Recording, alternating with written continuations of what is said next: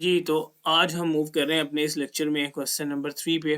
Question को देखिएगा, यहाँ पे वो कहता है इफ़ g ऑफ x एक फंक्शन है, एक h ऑफ x एक फंक्शन है, x स्क्वायर प्लस 1 है और ये 3x प्लस 1 है। बेसिकली यहाँ पे अब बात है क्या? मैं आपको बात समझाता हूँ। जैसे अब यहाँ पे लेट्स सपोज़ मैं लिखता हूँ f of x is equal to 2x। अभी एक फंक्शन दिया गया आपको f(x) की फॉर्म में। अगर आपसे माँगा जाए एक पार्ट के अंदर, वो कहे कि f ऑफ 0 निकालें। इफ एफ ऑफ 0 का मतलब है, अगर आप देखें ये एफ और एफ तो सेम है, इस एक्स की जगह वो कहता है आपको 0 प्लेस करना है। मतलब आपने फंक्शन के अंदर जहाँ-जहाँ पे एक्स है, वहाँ पे आपने 0 प्लेस कर देना है। क्योंकि अगर आप खुद कंपेयर करें तो एक्स की जगह 0 आ रहा है। इसका मतलब अब ये कैसे लिखा जाएगा? F of 0 2 as it is, और एक्स की जगह हमने क्या प्लेस करना है? 0। तो ये आपके पास 2 इंटू 0, ये 0 फंक्शन बन जाएगा। इसी तरह लेट्स सपोज़ कोई और फंक्शन आ गया है हमारे पास, एच एक्स कोई फंक्शन है, 3x प्लस जो है 2 है लेट्स सपोज़। अब वो कहता है इसके अंदर आपने h इंटू 1 फाइंड आउट करना है। h इंटू 1 फाइंड आउट करने का क्या मतलब है? x की जगह पे आपने सिर्फ यहाँ पे क्या प्लेस कर देना? 1। तो कैसे प्लेस किया जाएगा? h into 1, 3 as it is, x की जगह सॉरी x की जगह 1 प्लेस करना है, तो यहाँ पे 1 आ जाएगा, यहाँ पे 2 आ जाएगा। सॉल्व करके आंसर निकालेंगे। तो यही बातें कुछ यहाँ पे हैं। वो कहता है ये आपके पास g ऑफ x का एक फंक्शन है 3x प्लस 2। फर्स्ट पार्ट में आपको g इंटू 0 फाइंड आउट करना है। तो x की जगह आपने 0 प्लेस किया, यहाँ पे भी आप x की जगह पे जो है 0 प्लेस कर लेंगे। जस्ट सॉल्व कर लेंगे, 3 इंटू 0 प्लस 2, और आंसर आपके पास जो है g ऑफ 0 का आंसर 2 आ जाएगा। तो ये पहला पार्ट आपका सॉल्व है, कोई इसके अंदर रॉकेट साइंस नहीं है। सिंपल आपने अपनी वैल्यू में x की जगह उस नंबर को प्लेस कर लेना है। जैसे यहाँ पे आपको कहता है g ऑफ -3 निकालें, तो g ऑफ x यही है। अब x की जगह आपने -3 पुट किया, तो अंदर भी x की जगह पे -3 पुट कर लेंगे। साथ में इसको एज इट इज सॉल्व कर लें, -9 प्लस 2, आंसर आपके पास जो है सिंपली -7 आ जाएगा। इसका थर्ड पार्ट आप यहाँ पे चेक कर लें। थर्ड पार्ट में कोई मुश्किल बात नहीं है। थर्ड पार्ट में क्या फाइंड आउट करने के लिए कहा जा रहा है आपको? g इंटू 2 इंटू 3, 2/3 है। तो आपने अपने फंक्शन में 2/3 प्लेस कर लेना। किस तरह से? ये आपके पास एज इट इज x की जगह आपके पास 2/3 आ गया, आगे भी 3 एज इट इज, x की जगह आपके पास 2/3, और यहाँ पे आपके पास 2। जस्ट सॉल्व कर लें। ऊपर मल्टीप्लाई है, नीचे वैल्यू मल्टीप्लाई डिवाइड में है, तो ये 3 और ये 3 आपके पास कैंसिल होगा, 2 प्लस 2 बचेगा, दैट विल बी 4। तो यहाँ तक बात मैं उम्मीद करता हूँ समझ आ जाएगी। फोर्थ पार्ट में जी की जगह अब आपने एच वाला फंक्शन यूज करना है, उसकी तरफ चलते हैं। सी, फोर्थ पार्ट की तरफ इसके मूव कर रहे हैं। एच एक्स का फंक्शन आपके पास गिवन है क्वेश्चन के अंदर ही, x square plus 1। Fourth part में वो कहता है कि आपको अब क्या फाइंड आउट करना है। बिल्कुल उसी तरह का क्वेश्चन है, जी इन एच इंटू 1। तो x की जगह आपने 1 को प्लेस कर देना है। वो कहता है ये 1 को आपने x की जगह पे प्लेस कर देना है। अब इस x स्क्वायर की जगह यहाँ पे क्या आ जाएगा? 1 स्क्वायर, और ये आपके पास ऑलरेडी 1 है। सॉल्व कर लेते हैं, 1 प्लस 1, ये हमारे पास h इंटू 1 जो है 2 आ गया। इसी तरह इसका फिफ्थ पार्ट पे चले जाएं। फिफ्थ पार्ट में आपको जी एच इंटू -4 चाहिए। तो इसका मतलब इस दफ़ा आपने x को -4 के साथ प्लेस कर देना है। ओरिजिनल फंक्शन आपके पास ये था, तो इस x की जगह -4, और आपने इस तरह से होल स्क्वायर लगाना है, क्योंकि पूरे के ऊपर स्क्वायर है। तो -4 होल के ऊपर स्क्वायर का मतलब है आप ब्रैकेट का यूज़ करेंगे। अब -4 के स्क्वायर का मतलब जो है 16 होता है। यहाँ बच्चे मिस्टेक करते हैं। -4 मल्टीप्लाई बाय -4, स्क्वायर का मतलब है जो चीज़ जिस चीज़ का स्क्वायर हो आप उसको उसी से मल्टीप्लाई करें। माइनस माइनस प्लस 16 आ जाएगा। बच्चे गलती से -16 लिख देते हैं, जो कि टोटली रॉन्ग है। जब भी आप किसी नंबर का स्क्वायर लेते हैं तो वो हमेशा पॉजिटिव में चला जाता है। ये आपके पास 1 एज इट इज आ गया, यहाँ पे आपके पास जो है 17 एज इट इज ही आ गया। तो यहाँ तक मैं उम्मीद करता हूँ सेकंड पार्ट इसका समझ आ गया होगा। इसका third part sorry fifth part इसका समझ आ गया होगा। इसके सिक्स पार्ट की तरफ मूव करते हैं। सिक्स पार्ट में आपके पास फ्रैक्शन में बात आ गई है। एच की जगह है अंदर -1/2 एक्स की जगह, तो इस x की जगह भी आप यही काम करेंगे, -1/2, और यहाँ पे आप करेंगे होल स्क्वायर, और यहाँ पे 1 एज इट इज। अब मैंने आपको बताया था कि नेगेटिव नंबर का स्क्वायर पॉजिटिव ही है, जैसे यहाँ पे बताया, क्योंकि -1 मल्टीप्लाई -1 पॉजिटिव हो जाएगा, और यहाँ पे दोनों टर्म का स्क्वायर है। तो ये आपके पास 4 आ गया। अब यहाँ पे आपने इसको डिफरेंट तरीकों से किया जा सकता है। फ्रैक्शंस को सॉल्व करना मैंने बताया होगा कहीं ना कहीं। स्टिल अगर ना समझ आए तो इसका एलसीएम नहीं, इसके डिवाइड में कुछ नहीं है, तो 1 है, यहाँ पे 4 आ जाता है। इसके एलसीएम में 4 है, इसके एलसीएम में 4 है, कोई फर्क नहीं पड़ता है इस फ्रैक्शन को, यहाँ पे ऊपर 1 ही आएगा। इसका डिनोमिनेटर सेम करने के लिए यहाँ पे बेसिकली आपको 4 से मल्टीप्लाई करना पड़ता है, तो यहाँ पे भी 4 मल्टीप्लाई करते हैं, यहाँ पे भी 4, ऊपर आपके पास जो है 4 आ जाएगा, और ये इस तरह से 5/4 आ जाता है।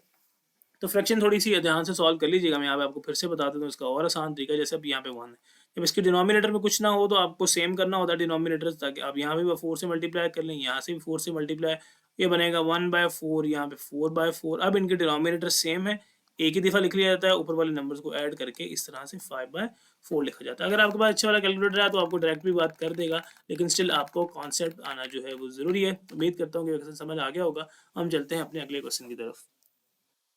जी, तो हम अपने नेक्स्ट क्वेश्चन नंबर 4 की तरफ मूव कर रहे हैं। इसकी स्टेटमेंट को थोड़ा-सा ध्यान से पढ़ना पड़ेगा। वो कहता है आपके पास एक एफ(x) का फंक्शन दिया गया है और एफ(x) 2 फंक्शन है यहाँ पे। एफ(x) का फंक्शन है जिसमें वो कहता है ax प्लस b है आपके पास और साथ में 1 है। इसी तरह आपको एक और नहीं, फंक्शन तो एक ही दिया गया है और साथ में डिफरेंट कंडीशंस प्रोवाइड की गई हैं। वो कंडीशंस मैं यहाँ पे लिख के बताता हूँ। वो कहता है f(3) जो है वो 8 के बराबर है और इसकी तरह वो कहता है f(6) है वो इक्वल टू है 14 के and you have to find a and b, the value of a and b। वो कहता है हमें नहीं पता कि यहाँ पे a क्या है, यहाँ पे b क्या है।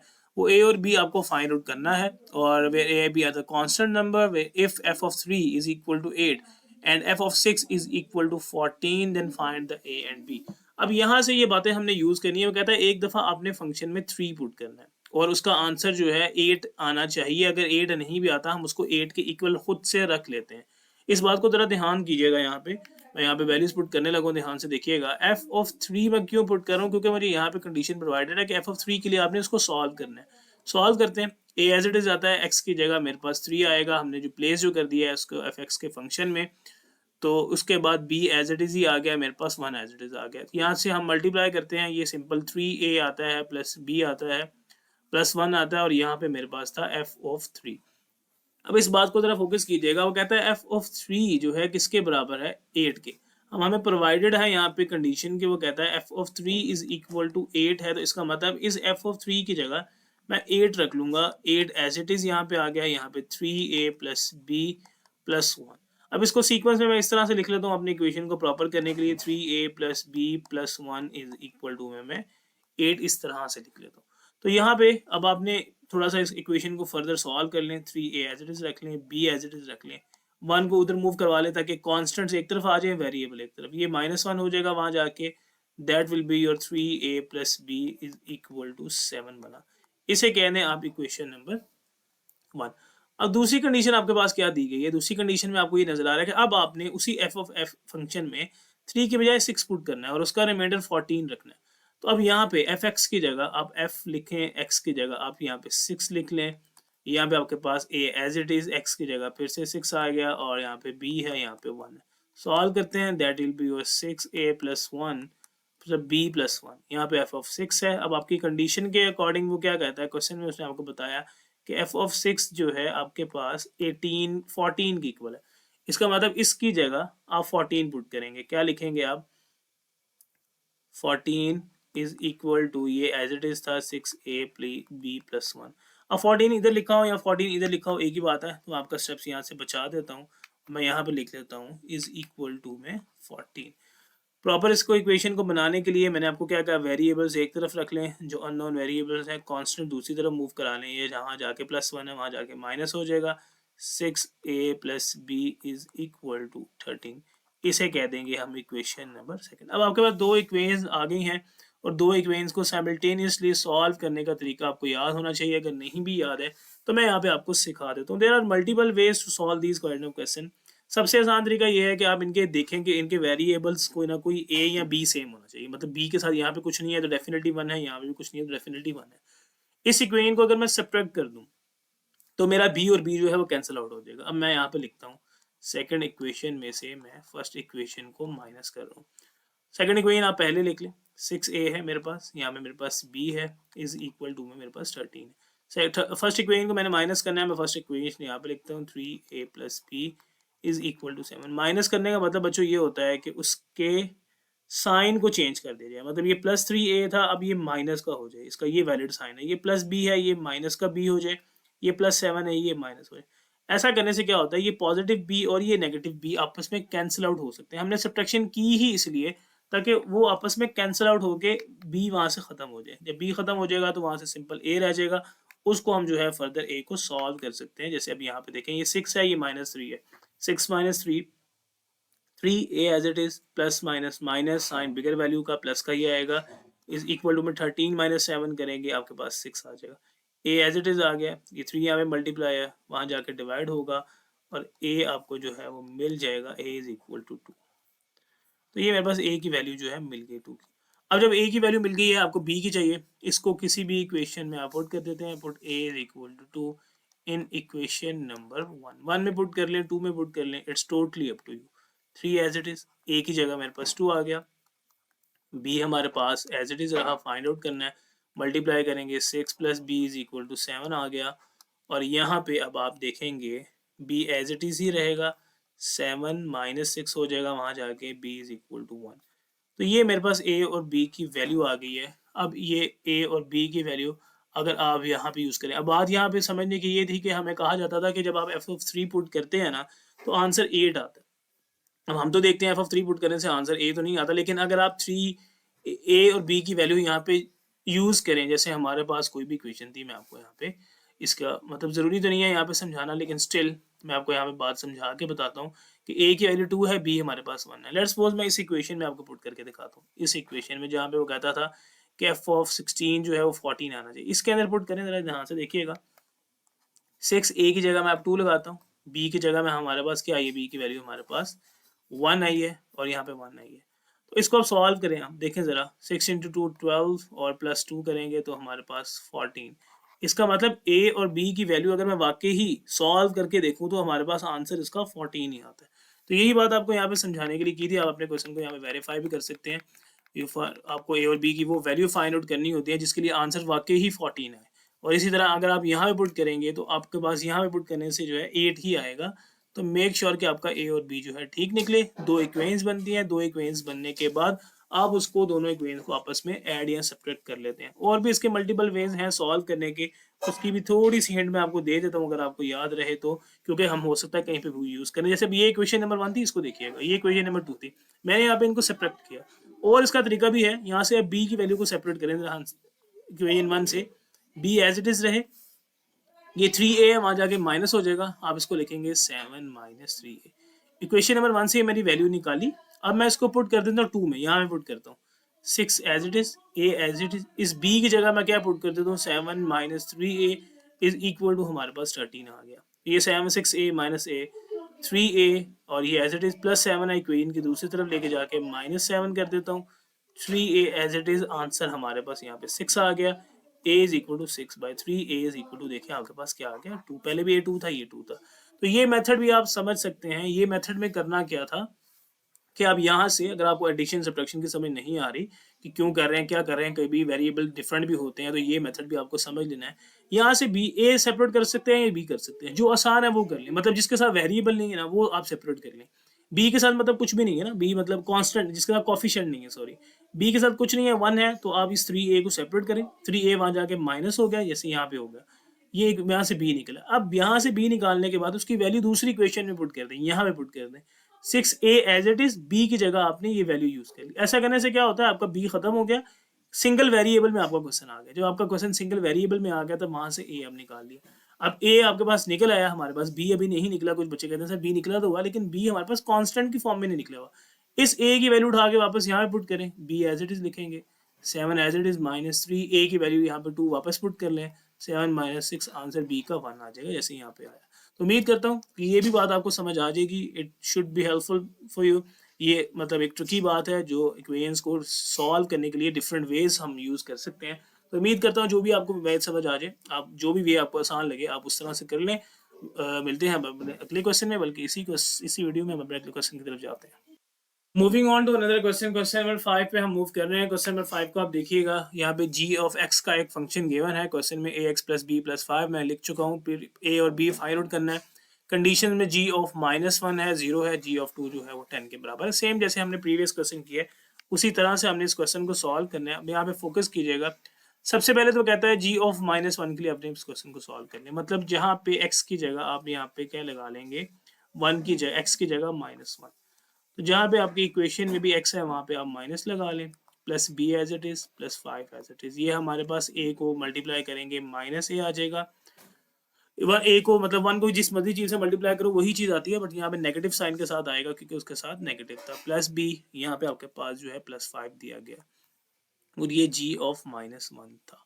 अब यहाँ पे कंडीशन देखें, उसने आपको बताई है कि g ऑफ -1 किसके बराबर रखना है आपने, 0 के। तो हम इसको 0 के इक्वल रख लेंगे, मतलब ये पूरी वैल्यू 0 के इक्वल रखी जा सकती है। तो मैं यहाँ पे लिखता हूँ -a plus b plus 5 is equal to, मैं यहाँ पे 0 लगा लें या इज इक्वल टू मैं यहाँ पे 0 लगा लें, आपकी अपनी मर्जी है। तो मैंने राइट साइड पे जो है 0 लगा दिया ताकि मेरी इक्वेशन ज़रा थोड़ी सी प्रॉपरली अरेंज रहे। अब यहाँ पे आप कांस्टेंट एज इट इज़ रख लें, इस 5 को दूसरी तरफ मूव करवा के इसी इस तरह की इक्वेशन एक बना लें।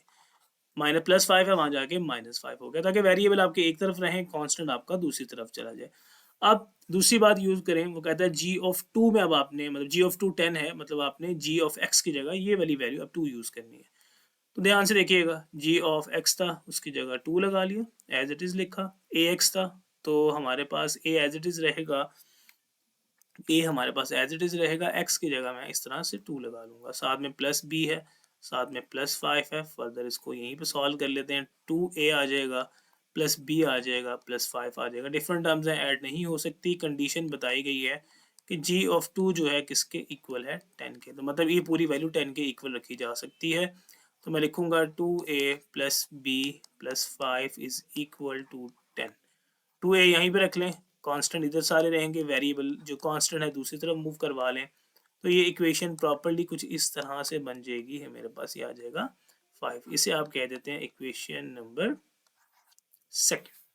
तो अब प्रीवियस क्वेश्चन की तरह आप देख सकते हैं यहाँ पे वेरिएबल बी ऑलरेडी सेम है, तो हम इन इक्वेशन को भी अगर सब्ट्रैक्ट करें तो ये दोनों आपस में सब्ट्रैक्ट होकर हमें वैल्यू दे देंगी। तो जो तरीका आपको आसान लगे प्रीवियस क्वेश्चन की तरह आप उस तरीके को फॉलो कर लें। मैं यहाँ पे आपके लिए वही तरीका यहाँ पे कर देता हूँ, second equation minus first equation. सबसे पहले आप सेकंड इक्वेशन को लिखेंगे, 2a plus b is equal to 5। नीचे आप दूसरी इक्वेशन को लिख लेंगे, यहाँ पे आपके पास आ गया -5। क्योंकि आपने सब्ट्रैक्ट करना है तो यहाँ पे साइन चेंज होंगे, ये माइनस है प्लस हो जाएगा, माइनस है ये प्लस हो जाएगा। ऐसा करने से ये प्लस बी और ये माइनस बी डिफरेंट साइन के साथ है, कैंसिल हो गए। ये 2a plus a that will be your 3a। और यहाँ पे आप देखेंगे 5 प्लस 5 इज इक्वल टू 10 आ गया। तो यहाँ से a एज इट इज आ गया और ये 3 मल्टीप्लाई है, यहाँ पे जाके divide, a is equal to मेरे पास क्या आ गया 10/3। a इज इक्वल टू 10/3 आ गया है। आपको स्टिल b फाइंड आउट करना है, तो आप इस a की वैल्यू को किसी भी इक्वेशन में यूज कर सकते हैं। पुट इन इक्वेशन नंबर 1 में कर लें, इक्वेशन नंबर 2 में कर लें, it's totally up to you, कोई मसले वाली बात नहीं है। तो मैं इक्वेशन नंबर 1 में ही पुट करूँ, minus as it is equation number 1 का a की जगह मेरे पास आया है भी 10/3, साथ में है plus b is equal to में है जी -5। फर्दर सॉल्व कर लेते हैं इसको। मुझे जो है b की वैल्यू फाइंड आउट करनी है, b यहीं पे रहेगा। ये पूरी फ्रैक्शन जो है यहाँ पे प्लस माइनस की है, मतलब इसके साथ ये वाला माइनस साइन है। जब मैं इस पूरी फ्रैक्शन को यहाँ पे मूव करवाऊंगा तो इसके साथ साइन जो है वो प्लस का आ जाएगा, प्लस 10/3। अब फ्रैक्शन को सॉल्व करना आप लोगों ने सीखा होगा या सीख लेना चाहिए। ये 3 पूरे डिनोमिनेटर में आ जाएगा, इस डिनोमिनेटर के साथ कुछ नहीं है। तो आप देखते हैं कि इस 1 को भी 3 बनाने के लिए मुझे यहाँ पे 3 से मल्टीप्लाई करना है, तो यहाँ पे छोटा सा 3 लगा लें, ये मेरे पास आ जाएगा -15। यहाँ पे 3 ऑलरेडी है, 3 को 3 बनाने के लिए 1 से ही मल्टीप्लाई करना होता है, तो सिंपल 10 ही आ जाएगा। इसको सॉल्व करेंगे, -5/3 आपका आ जाएगा। यही आपका जो है आंसर बी का है। उम्मीद करता हूँ कि बात आपको यहाँ पे समझ लग चुकी होगी। ये मेरे पास आ गया है -5/3। तो यही मेरे पास था, मुझे ए एंड बी की वैल्यू फाइंड आउट करनी थी। प्रीवियस क्वेश्चन में मैंने आपको बताया था कि यहाँ से आप डिफरेंट स्टेप्स जो है वो कर सकते हैं, जहाँ पे आपको इक्वेशन नंबर 1 और इक्वेशन नंबर 2 जैसे यहाँ पे मिली है, इक्वेशन नंबर 1 इक्वेशन नंबर 2, इसका ऑल्टरनेट वे में आपको कुछ बच्चों के लिए यहाँ पे समझा देता हूँ, क्योंकि कुछ बच्चों को ये इसमें मसला आता है। तो उसके लिए आपने क्या करना था, यहाँ से ए निकाल लें या यहाँ से बी निकाल लें। प्रीवियस क्वेश्चन में बी सेपरेट किया था, यहाँ से बी सेपरेट करें। अगर मैं इक्वेशन नंबर 1 को सॉल्व करूँ, देखिएगा ज़रा, बी एज इट इज़ रहे, ये माइनस ए है, दूसरी तरफ जाके प्लस ए, तो मैं इसको ऐसे लिख सकता हूँ -5 ऑलरेडी वहीं का वही है प्लस ए।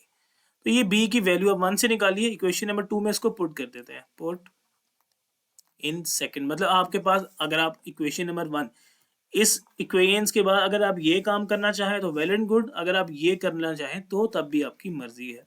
तो इसे उठा के इक्वेशन नंबर 2 में पुट करता हूँ, मतलब जहाँ पे बी है वहाँ पे ये वैल्यू लगा दूंगा। तो ये 2a as it is, plus लगाएंगे, b की जगह मैं क्या लगा सकता हूँ, -5 plus a is equal to में 5। सॉल्व कर लें, 2a as it is plus -5 plus a is equal to 5।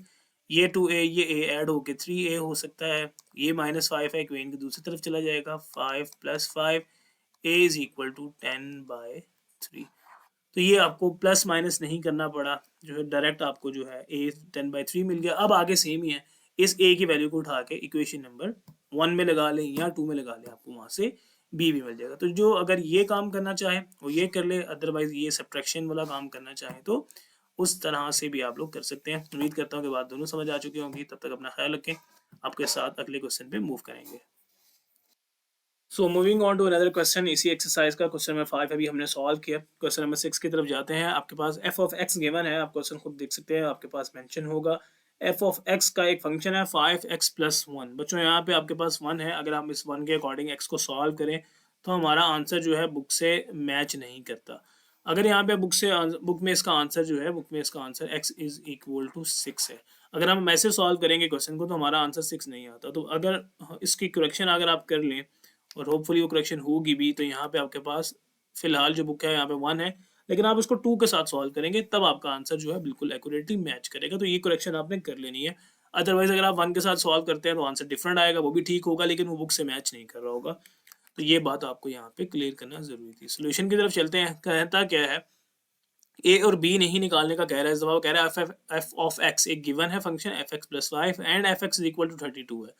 तो बेसिकली वो हमें ये कह रहा है कि आपने इसको, दोनों फंक्शन ही बराबर है। पहले हमें क्या होता था कि f(x) जो है इसी तरह हमारे पास 3x+2 था, फिर वो कहता था f ऑफ 1 निकालो, तो हम x की जगह इस 1 को प्लेस कर लेते थे। अब यहाँ पे अकॉर्डिंग टू कंडीशन वो भी f(x) का फंक्शन है, ये भी f(x) का फंक्शन है। तो हम इस फंक्शन को जो है कहते हैं कि दोनों फंक्शन आपस में इक्वल है, तो इनके पास जो आगे वाली वैल्यू है वो भी हमारे पास सेम होंगी। यहाँ पे हमारे पास इस तरह से वो कहता है कि ये दोनों वैल्यूज भी सेम ही होंगी। अब इसको आप फर्दर सॉल्व करते हैं। दोनों f(x) सेम है, दोनों को हमने इक्वल रख लिया, उनके आगे जो वैल्यूज थी उनको भी इक्वल रख लिया। यहाँ से x हम फाइंड आउट कर लेते हैं। 32 एज इट इज है, +2 है, यहाँ पे जाके आपके पास आ जाएगा -2। 5x इज इक्वल टू हमारे पास 30, x is equal to 30 divided by 5, तो x आपको जो है मिल जाएगा 6। तो यही आपका आंसर है, यही हमारे पास क्वेश्चन है। अब अगर आप देखें तो हम कहते हैं कि ये दो फंक्शन कैसे आपस में इक्वल हो सकते हैं। ये फंक्शन ऐसे आपस में इक्वल हो सकते हैं, आपस में इक्वल होते हैं कि x की जगह 6 प्लेस किया जाए। अगर आप देखो x की जगह 6 प्लेस करके तो इसका आंसर जो है वाकई में ही 32 आता है। और यहाँ पे भी वो यही कह रहा था कि ये फंक्शन और ये फंक्शन आपस में इक्वल है, x की ये वैल्यू के लिए ये दोनों फंक्शन आपस में इक्वल है। तो यही आपका क्वेश्चन था, सिंपल सा, x की वैल्यू फाइंड आउट करनी थी। उम्मीद करता हूँ कि बात समझ आ गई होगी। Moving on to last question of this exercise, question number 7 है। प्रीवियस क्वेश्चन नंबर ये 4 एंड 5 की तरह ही है, तो ज़्यादा मुश्किल नहीं आएगी आप लोगों को। एफ एक्स का एक फंक्शन गिवन है cx² + d, और इस दफ़ा आपको ए बी की बजाय c और d दे दिया गया है। c एंड d की वैल्यू फाइंड आउट करनी है, और इसी तरह दो फंक्शंस हैं और साथ में उनके रिमाइंडर्स गिवन है। तो बात जो है पुरानी ही है, नई बात नहीं है, तो इसलिए ज़्यादा डिटेल में नहीं जा रहा। सबसे बात आपको ये बता देता हूँ कि यहाँ पे सबसे पहले आपने f ऑफ 1 मतलब यहाँ पे पुट करना है x की जगह, जो बेसिकली उसने 1 दे दिया है। cx² मतलब c as it is, x² की जगह 1 आ गया, ये d एज इट इज, ये हमारे पास c ही आ जाएगा, साथ में प्लस d आ जाएगा। 1 का स्क्वायर 1 ही होता है, सिंपल c से मल्टीप्लाई करते हैं तो बात वही आती है। अब उसने बात आपको दी गई है f of 1 is equal to 6 है। इसका मतलब जो है आप इस चीज़ को 6 के इक्वल रख सकते हैं। c प्लस डी मतलब इस पूरी चीज़ की जगह यहाँ पे 6 आ सकता है, तो वो लेफ्ट पे 6 लगा लें या आप राइट पे लगा लें, बात एक ही है। तो c plus d is equal to 6 रख लिया, इक्वेशन नंबर 1 बोल देते हैं इसे। अब सेकंड कंडीशन को देखेंगे, वो कहता है फंक्शन में अब आपने 1 की बजाय -2 पुट करना है। तो सेम फंक्शन में, इस फंक्शन में आप 1 की बजाय -2 पुट कर लेते हैं x की जगह। तो c आपके पास एज इट इज x की जगह भी -2 पुट करेंगे, साथ में स्क्वायर है, ऊपर स्क्वायर लगा लें। c एज इट इज -2 का स्क्वायर +4 होता है। बार बार बता चुका हूँ कि नेगेटिव नंबर का स्क्वायर जब करते हैं तो +4 आता है, क्योंकि माइनस माइनस प्लस हो जाता है। -2 के स्क्वायर का मतलब है -2 multiply by -2, minus minus plus, 2 2 ज़र 4। तो ये बात आप लोगों ने ज़हन में रखनी है, अदरवाइज आप लोगों के पास कैलकुलेटर है, कैलकुलेटर पे आप जो है ब्रैकेट लगा के करेंगे तो आपको 4 मिलेगा, ब्रैकेट के बगैर ना कर बैठिएगा। तो ये बनेगा 4c प्लस डी, और ये हमारे पास f ऑफ -2 चल ही रहा है।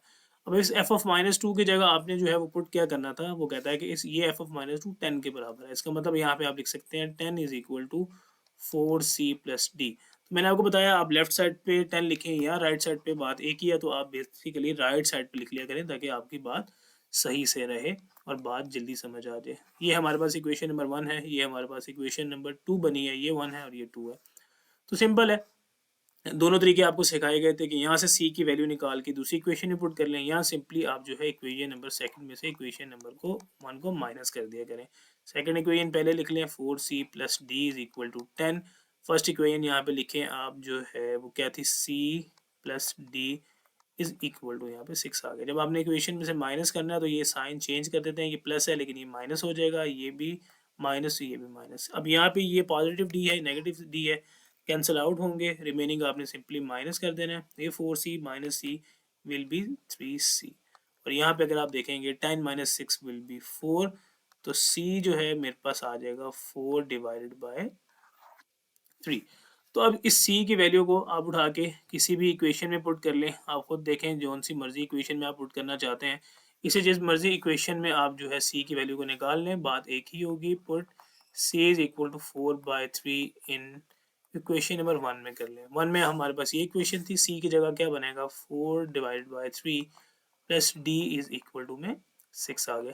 अब ये पूरी फ्रैक्शन यहाँ पे एडिशन किया है, इस पूरी फ्रैक्शन को मैं वहाँ पे मूव करूँगा, ये पूरी फ्रैक्शन ही वहाँ जाके माइनस हो जाएगी 6 माइनस 4/3। एलसीएम ले सकते हैं, बार बार बताई गई है, 3 डिनोमिनेटर में एलसीएम आएगा, इसके डिनोमिनेटर में कुछ नहीं है तो 1 है। इसको सेम करने के लिए यहाँ भी 3 से मल्टीप्लाई कर लें, यहाँ भी 3 से मल्टीप्लाई कर लें, ये आपके पास बनेगा 18 माइनस 4 दैट विल बी 14/3। तो ये हमारे पास जो है डी का आंसर आ गया, डी इज इक्वल टू क्या आ गया, 14/3। तो c is equal to 4/3, d is equal to 14/3। यही हमारे पास क्वेश्चन था। आप इन वैल्यूज को इक्वेशन के अंदर अगर लगाएं तो वो आपके पास बिल्कुल वही आंसर आएगा जो बात हमें पहले भी बताई गई है। तो यहाँ से सॉल्व करने के मल्टीपल वेज थे, मैंने आपको दोनों वेज बता दिए हुए हैं, तो इसलिए मैंने यहाँ पे आपको वो दोनों तरीके पुराने वाले नहीं बताए। तो उम्मीद करता हूँ कि यहाँ तक बात आपको समझ लग गई होगी। मिलते हैं आपके साथ अगली वीडियो में, अपना ख्याल रखें, तब तक अल्लाह हाफिज़।